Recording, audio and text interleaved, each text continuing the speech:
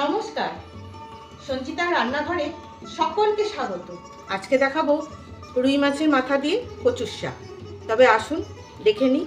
প্রথমেই আমি নিয়ে নিয়েছি রুই মাছের মাথা, দিয়ে দিচ্ছি অল্প লবণ আর অল্প হলুদ।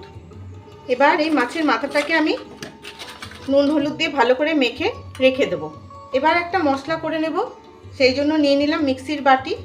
এর মধ্যে দিয়ে দিচ্ছি অল্প আদা আর কাঁচা লঙ্কা, এটাকেও বেটে নেব।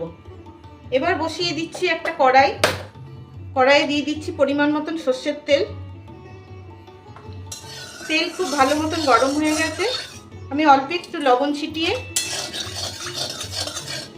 মাছের মাথাটাকে ভেজে নেব। ভালো করে মাছের মাথাটাকে ভেজে নিয়েছি। এবার আমি মাথাটা তুলে নিচ্ছি। এবার এই তেলে দিয়ে দেবো একটা ফোড়ন, শুকনো লঙ্কা, তেজপাতা আর সাদা জিরে।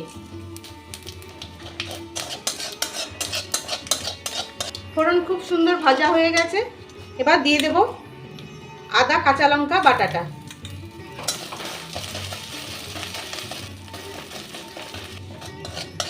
আদা কাঁচা লঙ্কাটা ভাজা হয়ে গেছে। এবার মিক্সি ধোয়া জলটা দিয়ে দিচ্ছি। সঙ্গে দিয়ে দিচ্ছি ভেজানো ছোলা। আমি প্রায় 6-7 ঘন্টা এই ছোলাটাকে ভিজিয়ে রেখেছি। দিয়ে দিচ্ছি সামান্য হলুদ, অল্প কাশ্মীরি লঙ্কার গুঁড়ো, খুব সামান্য করে কিন্তু দিচ্ছি, আর অল্প একটু জিরের গুঁড়ো দিয়ে মশলাটাকে আমি কষিয়ে নেব। এই মশলা কষানোটার মধ্যেই দিয়ে দিচ্ছি মাছের মাথাটা, দিয়ে একটু খুন্তি দিয়ে ভালো করে ভেঙে দেব।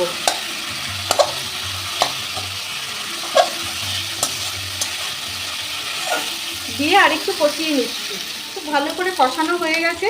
এবার দিয়ে দেব সেদ্ধ করে রাখা কচুর শাক।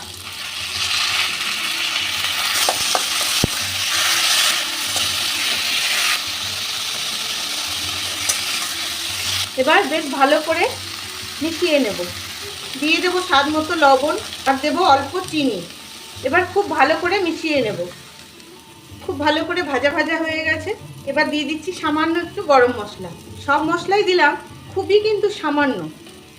এবার গরম মশলাটা দিয়েও আরেকটু ভেজে নেব। দেখুন দারুণ সুন্দর ভাজা হয়ে গেছে।